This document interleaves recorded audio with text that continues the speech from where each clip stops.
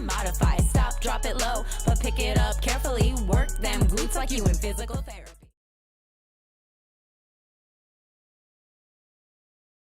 बिस्मिल्लाहिर्रहमानिर्रहीम, अस्सलाम वालेकुम। आज हम इस लेक्चर में एनाटॉमी ऑफ द बरसा पढ़ेंगे।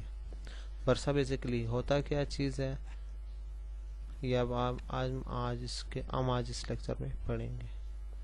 सब बरसा बेसिकली जैसे आप ये देख सकते हैं, एक फ्लूइड फिल सेकंड के एक तेला नुमा स्ट्रक्चर होता है जो कि एक पानी की शेप में या किसी भी फ्लूइड से भरा होता है। ठीक है, ये कहाँ पाया जाता है? ये हमारे पास जो है ना मसल्स के दरमियान पाया जाता है, जॉइंट्स में पाया जाता है और स्किन के नीचे पाया जाता है, जैसे आपको ये देख सकते हैं। अच्छा, इसका क्या काम है कि ये जो है ना हमारे बेसिकली इसका काम क्या है, क्योंकि जॉइंट्स में पाया जाता है तो ये मूवमेंट्स को अलाउ करता है और कम करता है क्या चीज़, फ्रिक्शन कम करता है दो जॉइंट्स के दरमियान। ये ऐसा काम प्रोवाइड करता है जैसे कि आप यूँ समझें कि आपने एक थैले में घी उठाया हुआ है और वो घी आपने दो बोन्स के दरमियान रख दिया है, तो बरसा का सेम ऐसे ही फंक्शन होता है। इसके बाद ये हमारी बॉडी को प्रोटेक्ट करता है और हमारी बॉडी को लुब्रिकेशन प्रोवाइड करता है। अच्छा, इस टोटल हमारे बॉडी में कितने 150 बरसात पाए जाते हैं। अगर हम इसके स्ट्रक्चर को देखें तो स्ट्रक्चर बरसा कुछ यूँ होगा। हमने ये ओलिक्रानॉन बरसा उठाया है, इसको अगर हम माइक्रोस्कोपिकली देखें तो इसमें ये स्ट्रक्चर्स पाए जाते हैं। तो बेसिकली जो है ना जो बरसा है वो साइनोवियल मेम्ब्रेन से मिलकर बना होता है और दो लेयर्स होती है। एक में जो साइनोवियल मेम्ब्रेन है और उसके नीचे फ्लूइड पाया जाता है। जो साइनोवियल मेम्ब्रेन है उसकी दो लेयर्स है, उसके फर्दर दो लेयर्स है, एक क्या है इंटीमा एंड दूसरा है सब इंटीमा। जो इंटीमा है उनमें क्या क्या पाए जाते हैं, type A and type B cells पाए जाते हैं। टाइप ए सेल्स को फिब्रोब्लास्ट कहते हैं और टाइप बी सेल्स को हम मैक्रोफेजेस कहते हैं। इसके अलावा जो ये आप रेड स्ट्रक्चर देख सकते हैं ये हमारे पास है कैपिलरीज। अच्छा, इसके बाद हम आते हैं सब इंटीमा में। सब इंटीमा में हमारे पास आर्टेरियोल्स पाए जाते हैं और ये वेन्यूल्स पाए जाते हैं और बाकी ये जो दो और बाकी फिब्रोब्लास्ट एंड माइक्रोफेजेस भी पाए जाते हैं। इसके अलावा हमारे पास एक जो डिफरेंट सेल पाए जाते हैं वो है मास्ट सेल्स। इनके फंक्शन मैं आपको अभी बताऊंगा। तो ये देख सकते हैं जैसे मैंने आपको बताया साइनोवियल फ्लूइड कंटेनिंग और साइनोवियल मेम्ब्रेन से मिलकर बना होता है। ये सब लेयर जो क्या कहते हैं, जो इंटीमा है वो लेयर है जो कि साइनोवियल फ्लूइड के इन कांटेक्ट रहती है, जबकि दूसरी लेयर जो है ना सब इंटीमा वो मेम्ब्रेनस लेयर है जो कि आउटर स्ट्रक्चर की तरफ होती है। अच्छा, सबसे पहले जो अगर हम इंटीमा पढ़े तो इंटीमा में हमारे पास फिब्रोब्लास्ट है। फिब्रोब्लास्ट का क्या काम है कि ये कोलेजन फाइबर्स को इनमें क्या होता है कि इसका एक्शन ये कि कोलेजन फॉर साइनोवियल फ्लूइड बनाए। ठीक है, साइनोवियल फ्लूइड कहाँ पाया जाता है? ये जॉइंट्स में पाया जाता है। अच्छा, जो साइनोवियल फ्लूइड है वो किन किन चीज़ से मिलकर बना है? वो बना है हाइलोरोनिक एसिड, ल्यूब्रेसिन, प्रोटीनेजेस एंड कोलेजिनेसिस।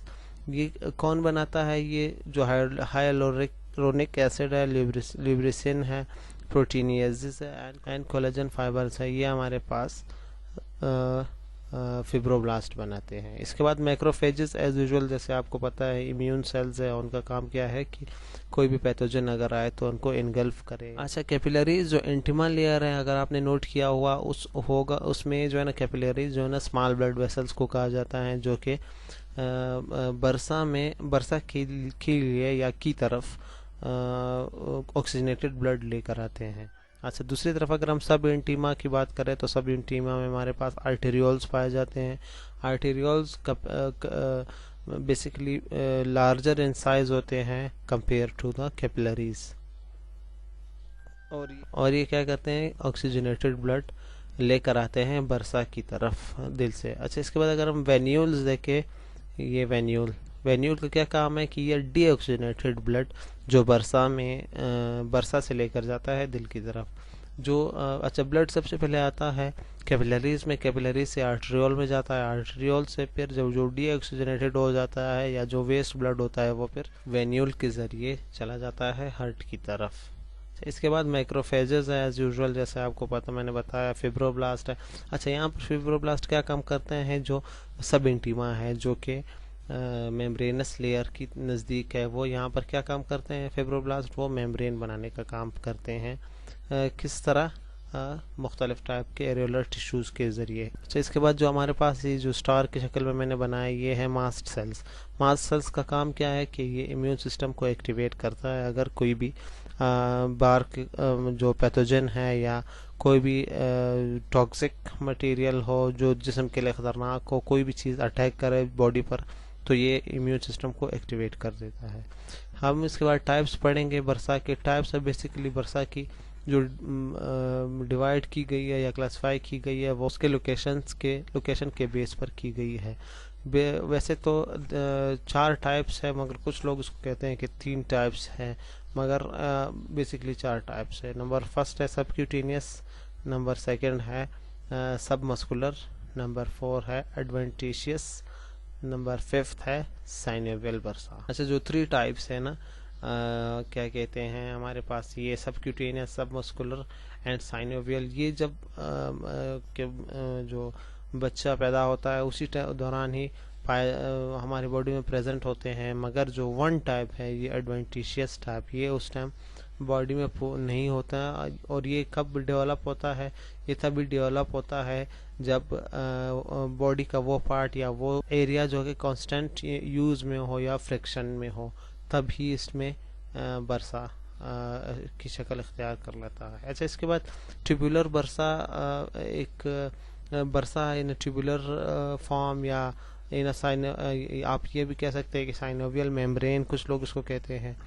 ये क्या होता है, जैसे आप ये देख सकते हैं इसने क्या टेंडन को एक तरह से इनरोल किया है या एक तरह से इसको कवर किया है। इसका काम क्या है, ताकि फ्रिक्शन कम किया जाए। जब हमारे हाथ मूव करते हैं तो ये टेंडन इस तरफ यूं आ जाते हैं, तो अगर ये बरसा ना होता तो ये फ्रिक्शन की वजह से हमारे जो ये टेंडन्स हैं, ये जो ब्लू स्ट्रक्चर्स हैं, ये क्या हो जाते हैं, इसमें टेयरिंग यानी कि या फट जाना या ज़ख्मी हो जाना इनमें पाया जाता। तो ये बरसा ही है, जैसे ये आप देख सकते हैं, ये बरसा ही है जिसने जो लुब्रिकेट करता है या जो डिक्रीज जो फ्रिक्शन कम करता है। अच्छा ये देख सकते हैं टेंडन है, ये बरसा है, ये बोन है।